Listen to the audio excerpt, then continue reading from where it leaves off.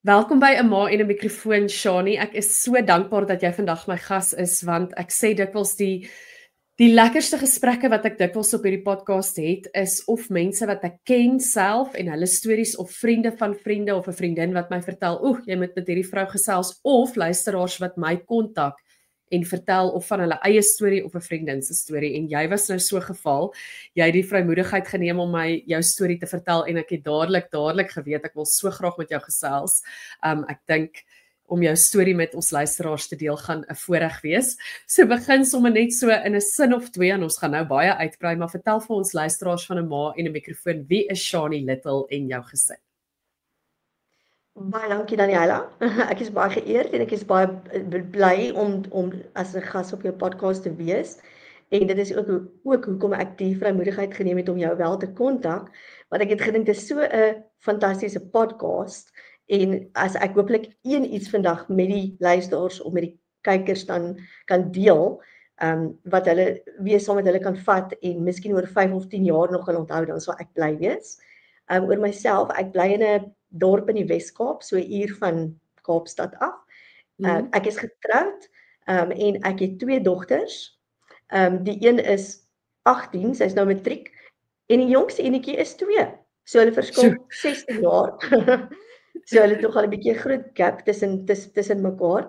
En dan ek werk vir 'n printing company of 'n produksie eenheid en ons spesialiseer daarin om leermateriaal en eksamenvraestelle toeganklik te maak vir visueel gestremde persone.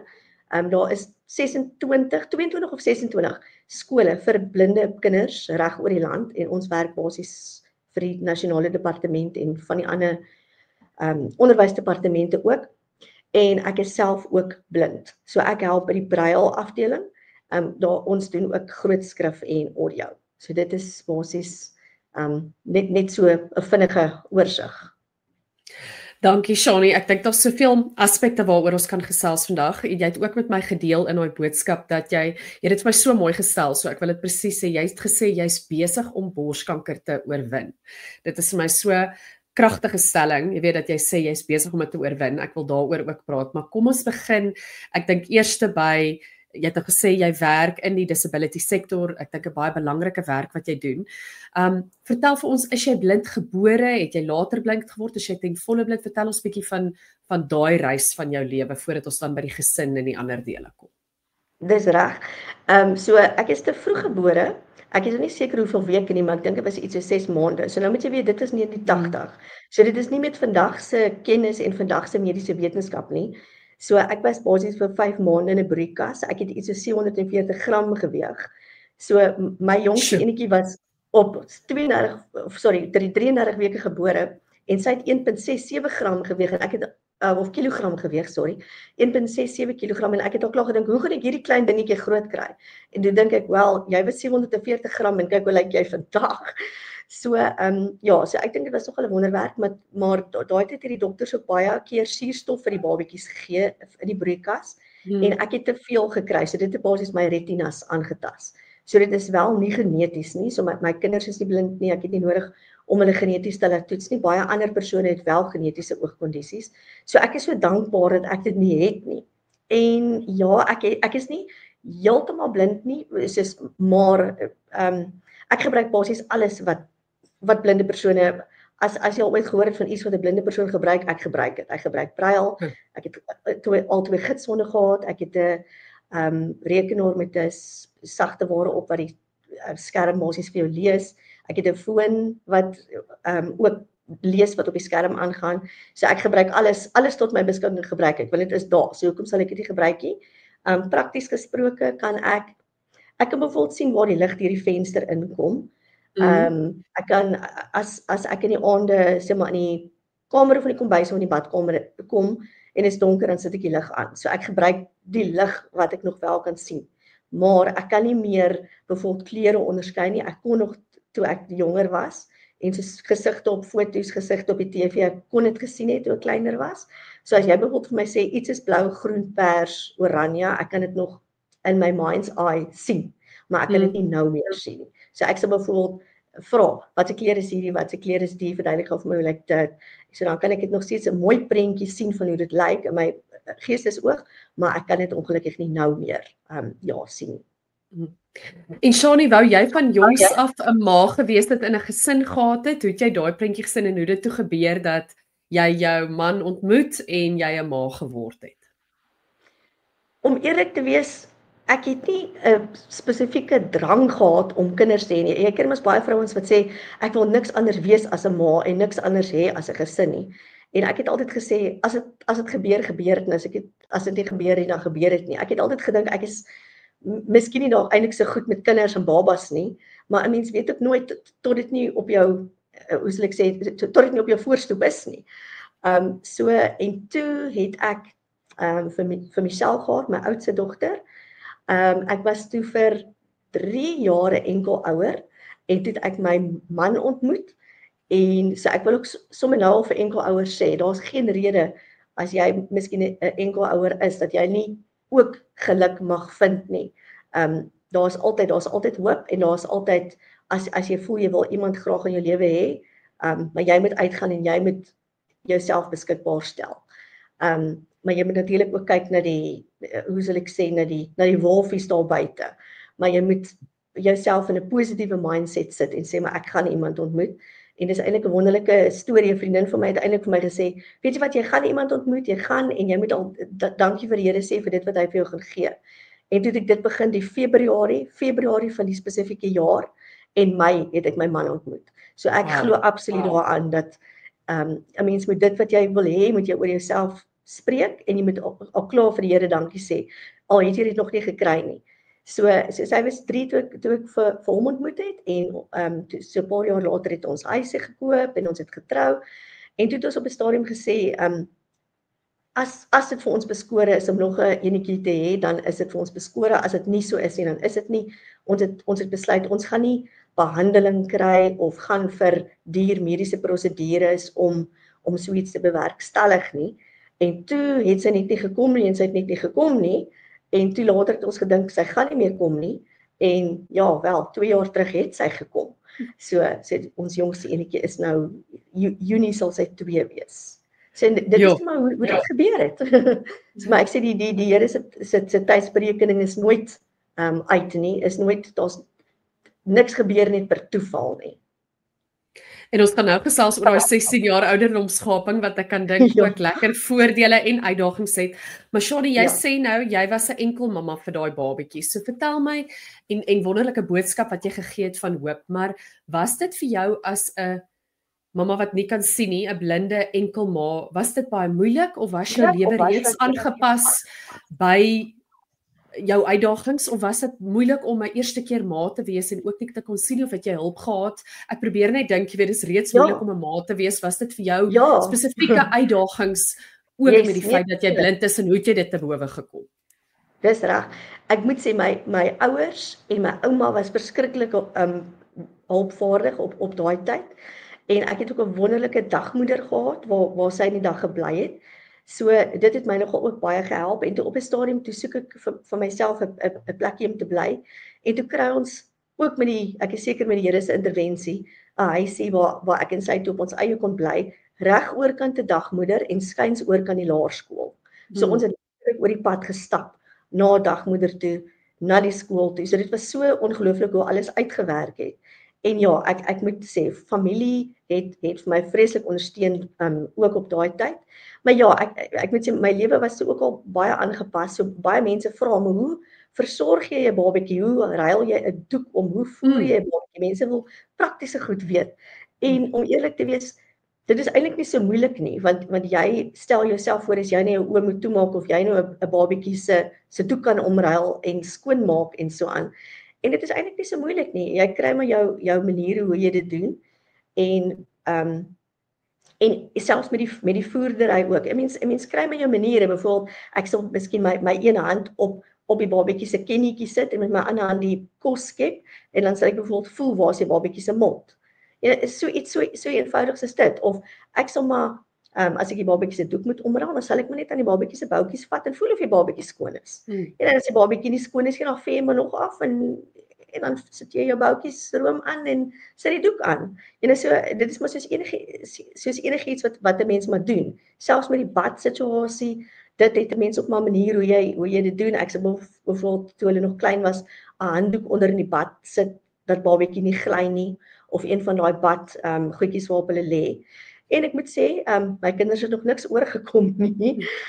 So 'n mens vind regtig maniere om daarmee te cope. En ek dink is weer eens jou positiewe mindset. Gaan jy iets probeer, gaan jy dit nie probeer nie. O ja, en 'n ander voordeel natuurlik.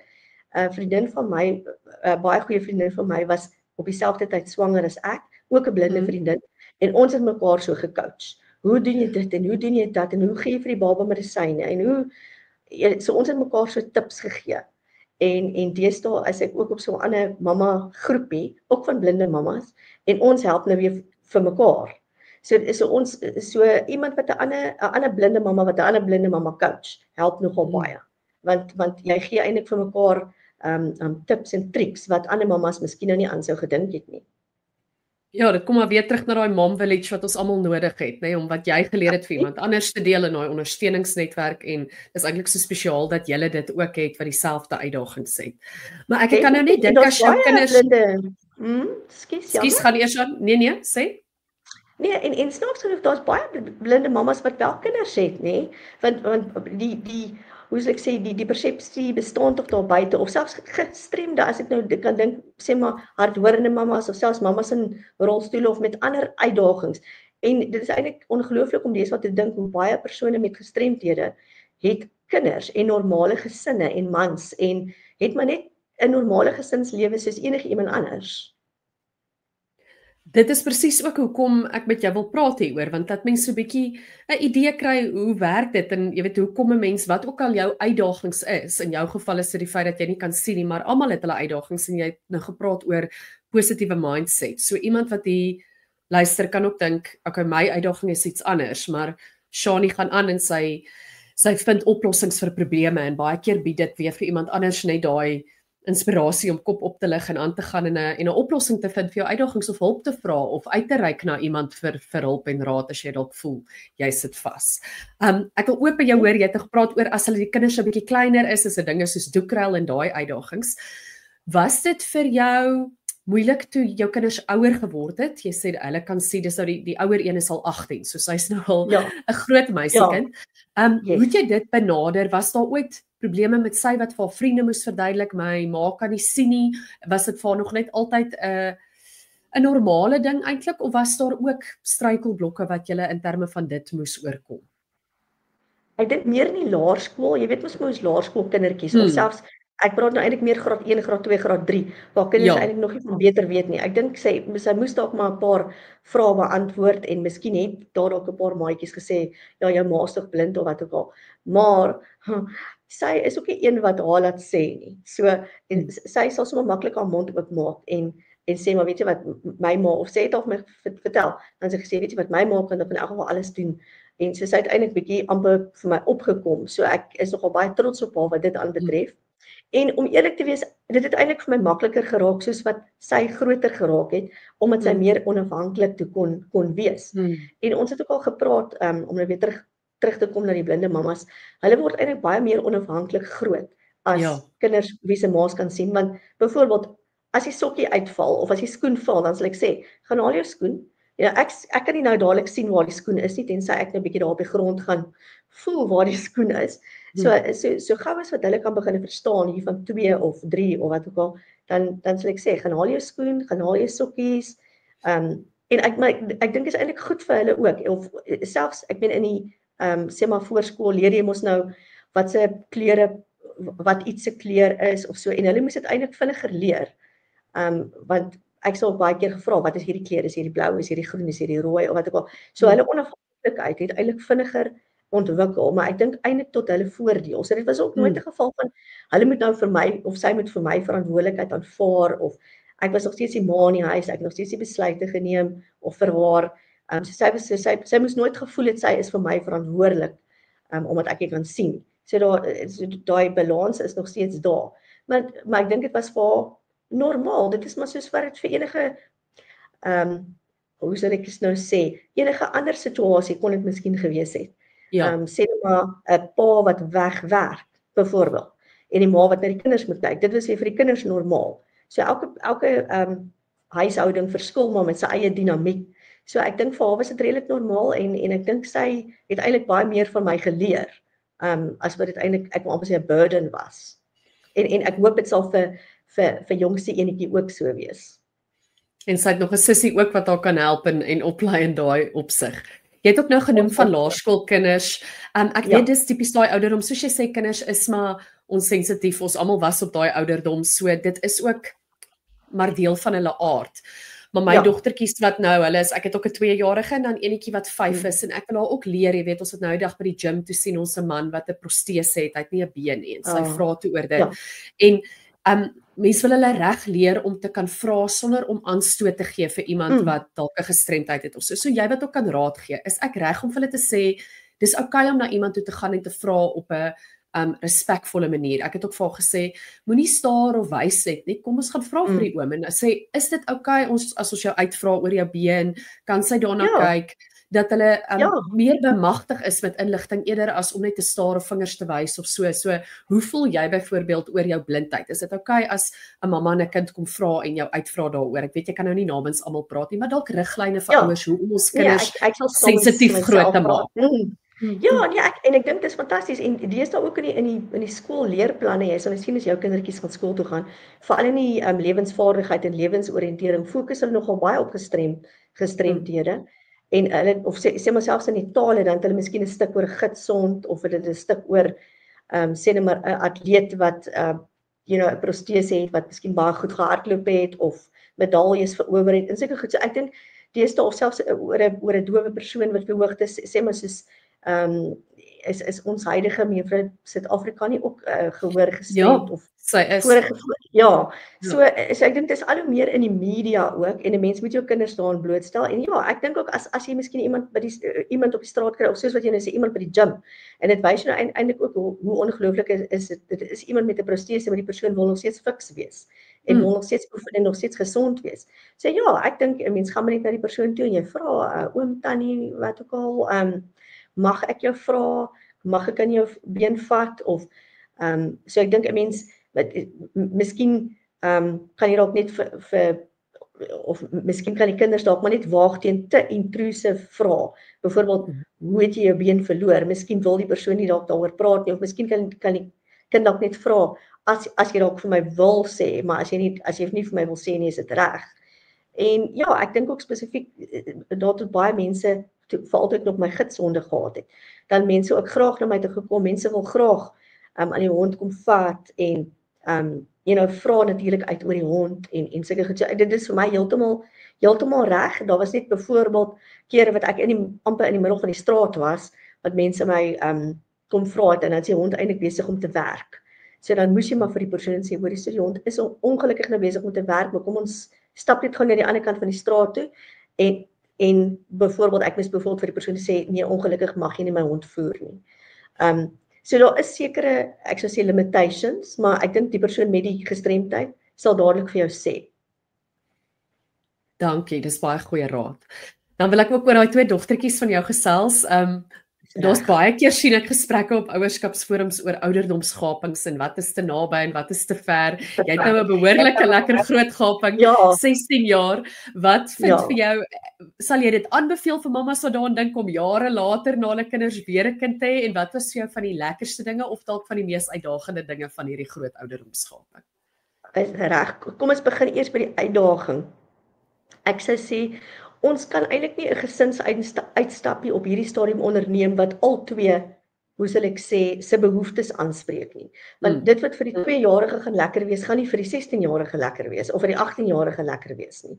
So ek dink 'n mens moet maar jou uitstappies bietjie beplan en daar sal miskien ook baie keer iets wees, sê net maar byvoorbeeld nou by die skool is daar miskien iets aan en dit gaan nie help ons van die kleintjies saam nie. So dan reël ons maar net 'n babysitter of ek het 'n wonderlike vriendin wat altyd vir haar baby sit. So ek dink 'n mens moet maar net ook besef dat jou gesinsuitstappies gaan 'n bietjie anders lyk en jou aktiwiteite wat jy gaan doen gaan dalk 'n bietjie anders lyk en jy gaan dalk nie almal in dieselfde aktiwiteite gelyktydig kan deelneem nie, maar net vir praktiese redes. En Die 18-jarige gaan nie noodwendig nou daarvan hou om heeldag by 'n playpark te sit tussen helende kindertjies nie. Ja. So 'n mens, ek dink 'n mens moet maar net dit in gedagte hou. Aanbeveel, ek sou sê ja, maar ek dink dit hang af van gesin tot gesin. Soos my oudste is 'n baie maklike tiener, sover. Ek weet nou nie hoe dit volgende jaar gegaan nie, want sy maak al klaar met my grappe en sê sy wag net tot sy onder my oë uit is. Maar op hierdie stadium is sy eintlik 'n verskriklike maklike tiener, 'n vreeslike considerate meisiekind en juist daarom het ek ook nie gedink dat dit wel 'n probleem sal wees om so laat weer 'n babatjie te hê nie, en ek dink sy is nogal baie bly dat sy ook nou 'n sibling het. Al kan hulle nou met mekaar op gelyke vlak kommunikeer nie, maar soos wat ek al gesê het, later van tyd gaan sy miskien die groot sussie wees wat haar sussie weer gaan uitvat mall toe en gaan spoil en gaan klere koop en uitvat vir Romas en uitvat vir fliek. En as sy miskien 'n tiener is later, dan gaan oudste 32 wees. So sy gaan ook al 'n bietjie lewenservaring hê. So sy gaan miskien die go-to een wees, hopelik, na wie die sussie sal gaan en sê, ek wil miskien nie met ma of pa praat nie, want hulle is al oud, maar kom ek praat met jou oor 'n boyfriend of 'n ouetjie of tiener dingetjies. So ja, ek dink dit hang af van gesin tot gesin. En het jy dalk raad vir mammas wat aan die begin van 'n pad staan waar 'n kind dalk gestremd is, nie noodwendig net blind nie, enige ander gestremdheid, jy wat daai pad gestap het van kindsbeen af, 'n geweldige suksesvolle lewe vir jouself geskep het, Shani, watter raad het jy vir ouers met 'n gestremde kleintjie wat dalk bang is oor die pad wat voorlê? Ja, definitief. Ek sou sê nommer 1, jy moet jouself soveel as moontlik bemagtig. So vind uit, baie keer het mense deesdae kinders met ADHD of kinders op die autisme spektrum. Dit is so algemeen deesdae. So ek sou sê, bemagtig jouself met soveel inligting as moontlik. Sluit by ondersteuningsgroepe aan vir ADHD of autisme of visueel gestremde kinders of hardhorende kinders. Enige ondersteuningsgroep, raak betrokke by 'n organisasie wat kyker vir daai gestremdheid. En dan sou ek sê, moenie die kind oppiep nie. Dit is definitief, laat die kind so onafhanklik as moontlik funksioneer en ek sou sê, probeer die kind integreer sover as moontlik in ek wil amper sê in die samelewing, sover as moontlik. Vat hom saam mall toe, vat hom saam braaie toe. Laat hom of haar aan sport deelneem of aan kulturele aktiwiteite. Kyk waar is die kind goed. Hou sy miskien van sing, hou hy van kuns, van sport, van rekenaars. En so probeer die kind ook van kleins af, sou ek sê, stimuleer met appropriate speelgoed en dit is maar alles wat 'n mens uitvind. As jy betrokke is by 'n organisasie of by 'n skool of onderwysers of iemand wat al ervaring in daai veld het. En ek dink dan moet 'n mens maar net ook die kind aanvaar vir wie hy of sy is en baie liefde natuurlik gee, baie liefde, baie aandag. Niks neem die plek in van liefde en aandag nie. En ek sou sê ook as 'n gestremde ouer moet jy ook 'n bietjie balans hê in jou lewe, want jy gaan miskien ook so baie tyd afstaan in die gestremde kind. As jy kinders het, nog ander kinders, moenie vergeet van jou ander kinders nie.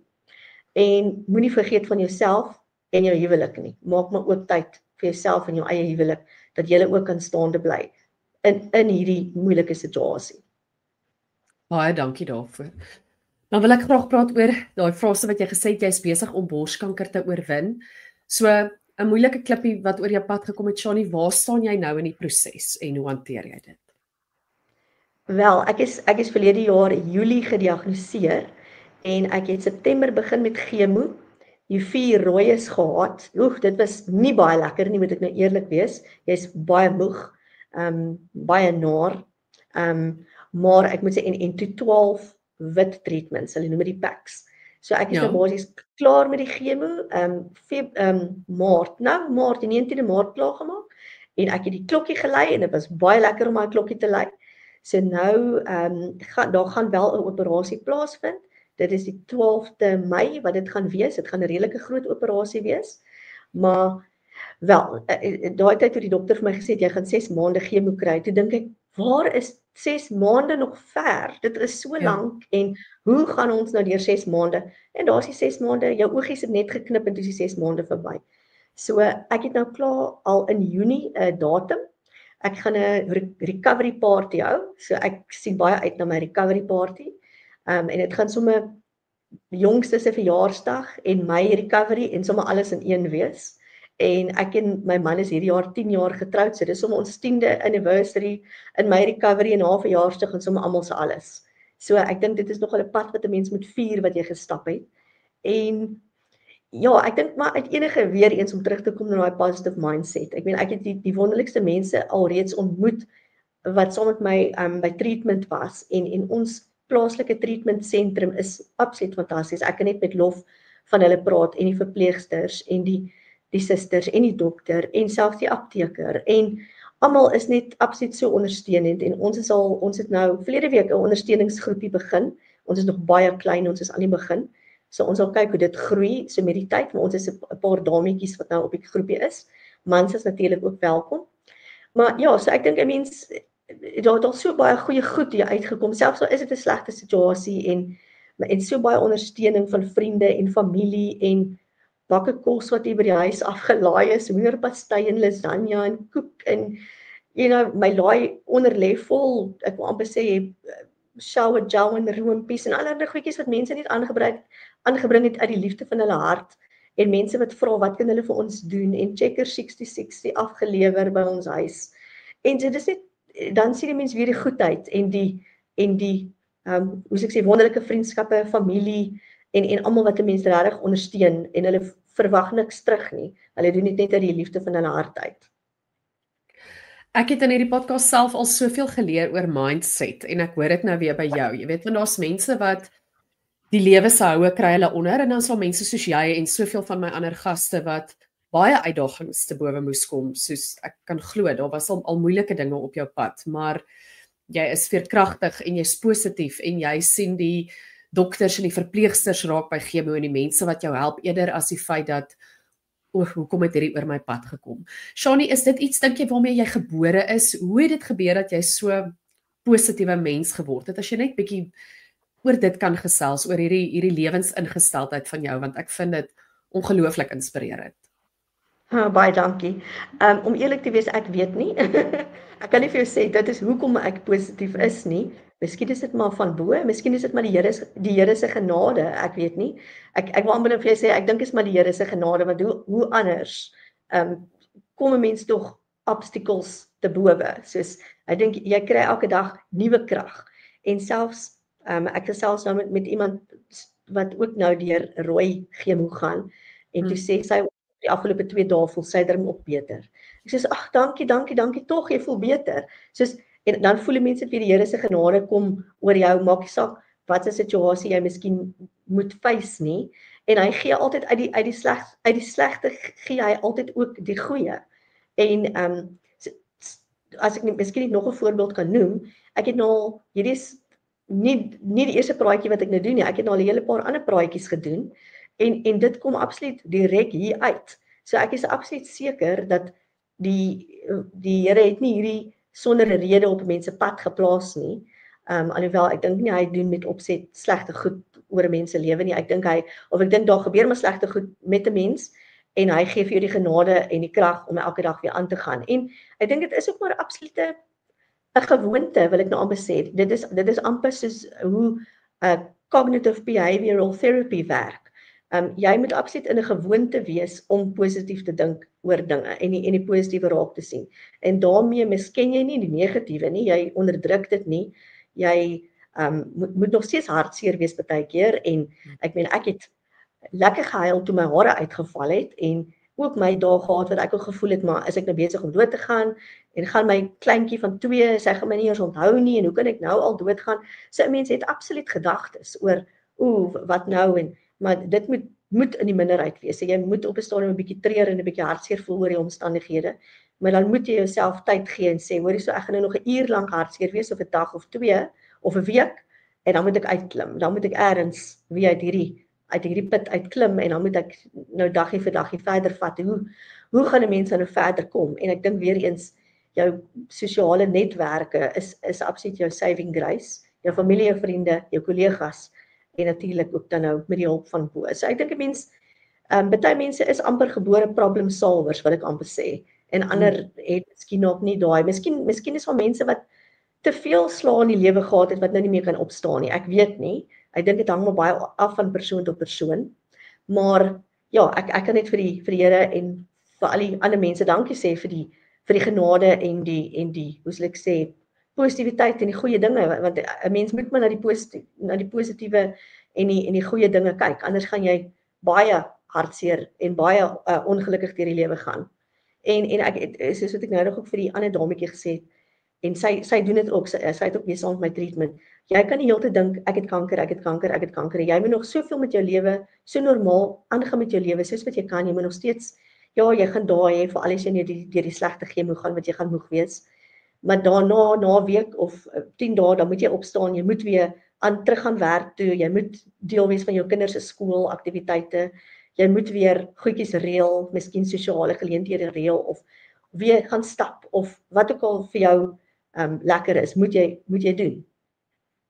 Ek dink daar's ook soveel krag in die feit dat jy dit deel, jy weet dat jy nie net hierdie goed internaliseer nie, maar dat jy jou storie deel en dat jy bereid is om te praat, want ek sien elke keer met al hierdie episodes ook dit raak weer iemand anders aan en dit word soos 'n sneeubal wat jy gee vir iemand anders inspirasie en hulle gaan weer aan en so inspireer jy eintlik 'n hele groep mense. So dankie daarvoor dat jy uitgereik het en dat jy bereid is om te praat hieroor. Jy het aan die begin genoem van toe jy gebore is, soos jy wel sê, 'n klein prembabatjie, dit was 'n ander era.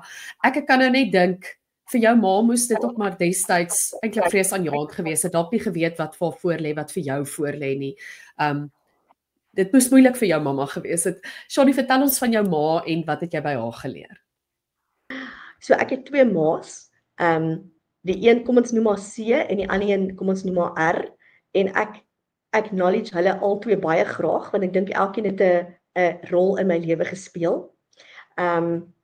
Die R-ma het ek later eers in my lewe ontmoet weer na al die jare wat ek baie bly is oor.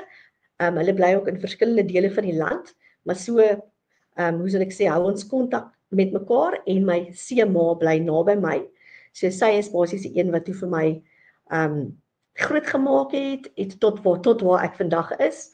En soos wat sy sê, sy moes my op 5 maande en sy het my vir die eerste keer kon huis toe vat want ek moes so 5 maande in die broeikas gebly het.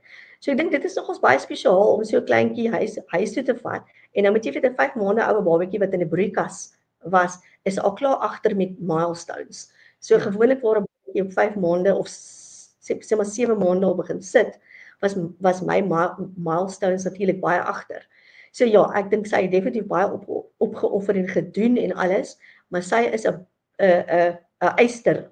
Sy ek dink dit is ook wat ek by haar geleer het is om hardwerkend te wees en ook om problem solving skills te hê. Sy is ook 'n problem solver. Soos wat sy sê, sy moet altyd al die familie se probleme uitsorteer, maar sy kan dit doen. En ja, en by my R-ma, sy is weer die sagte een wat 'n baie sagte hart het ook vir kinders en ja, sy sal sommer na 'n babatjie toe gaan in 'n winkelsentrum en sê, jy's baie mooi. So sy's amper die nurture, die sagte een. So ek dink hulle elkeen het 'n groot rol en dit is hoekom ek ook sê ek acknowledge hulle albei graag en ek dink 'n mens kan ook hoe sal ek sê 'n big happy family wees met meer as een rolspeler. En daar's baie mense met deesdae met meer as een pa. So en ek dink solank elkeen 'n rol speel in die kind se lewe, ek dink ek 'n mens kan van elke persoon iets leer. En ek dink dit is die belangrikste punt. Absoluut, eintlik 'n dubbele voorreg met hierdie verskillende mense wat inspraak het op jou lewe. So 2 mammas en dan jy nou 2 dogters. So ten slotte wil ek weet, wat is jy? Natuurlik wil mens vir jou kinders baie dinge lees, maar is baie dinge leer. Maar is daar tipe van 'n kernboodskap of 'n lewensingesteldheid wat jy graag by jou dogters wil kweek, wat jy sal wil hê hulle moet jou onthou vir dit? Ek het altyd vir Michelle gesê, toe sy nog kleiner of hierso toe sy hier begin graad 4, dan begin die kinders mos nou agterkom oor punte en persentasies en die een het beter gedoen as ek en daai een kry in die 80s en ek kry in die 60s of wat ook al, of daai een is beter in sport, daai een word gekies vir die eerste span netbal of hokkie en ek word nie gekies nie. En ek het ook daai geval gesê, weet jy wat, dit maak nie saak of jy 'n top 10 in die klas is of eerste span netbal of nie. As jy dit nie is nie, is dit reg so. Want eendag as jy in die buitewêreld is, Geen baas of voornemende baas gaan vir jou vra, het jy in graad 4 90% gekry gemiddeld nie. Geen persoon nie. So ek het altyd vir haar gesê, doen jou beste, werk hard. As jy bietjie lui is en jou punte is bietjie nie so goed nie, dan is dit ongelukkig jou eie skuld, maar as jy jou beste gedoen het, dan het jy mos nou jou beste gedoen. En ek het ook vir gesê, neem aan alles deel wat jy kan. Jy hoef nie die beste te wees nie, jy hoef nie die eerste span te wees nie. Maar neem aan alles deel, doen wat jy kan. En ek het haar ook verskillende goedjies laat doen. Sy het my ma daar gevat vir ballet en toe later vir dans. En op die einde nou doen sy was op die junior stadsraad. En sy speel orkes in die skool se orkes. En sy het nou begin hokkie speel, wil ek nou amper sê vir die Joel span. En so wat ek nou eintlik nou wil sê is, sy moet haarself geniet, sy moet gelukkig wees. En selfs eendag as sy groot is, jy moet genot put in dit wat jy doen en ook genot put uit jouself uit. En daarmee saam moet jy ook vir ander mense help waar jy kan.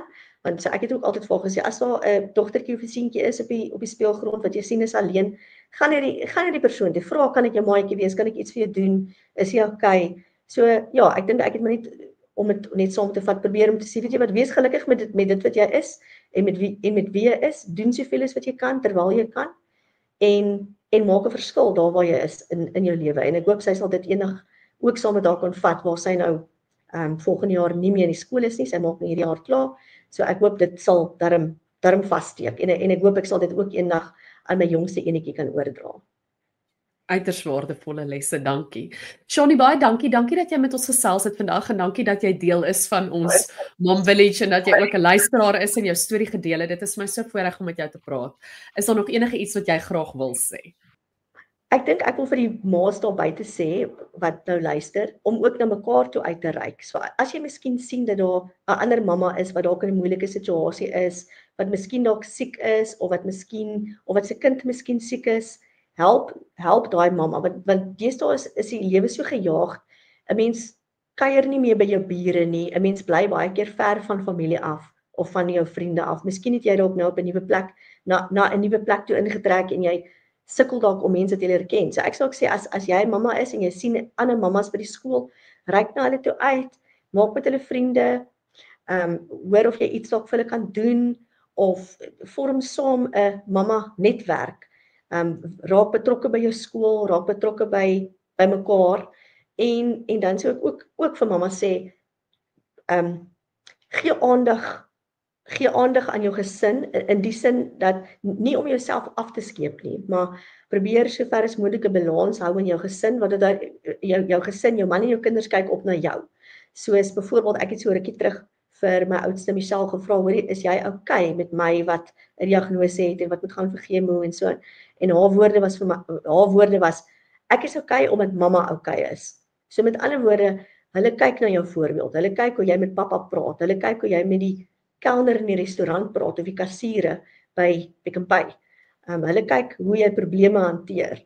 En dan sou ek ook sê laaste maar nie die minste nie, gee aandag aan jou man. Dit is belangrik dat julle twee moet uit een mond uit praat wat kinders se dissipline en sulke dinge ook aanbetref. Mamma moenie een ding sê en pappa 'n ander ding nie. En sorg dit dat jy en pappa maar 'n bietjie alleentyd ook met mekaar het. Die lewe is gejaag. Ons almal het werke en ons almal of miskien het jy dalk nie werk nie, miskien is jy by die huis 'n tuisbly mamma. Maar sorg dat jy en pappa altyd die hoeksteen van jou huis is. Baie dankie, Shani. Dis reg so. Baie dankie.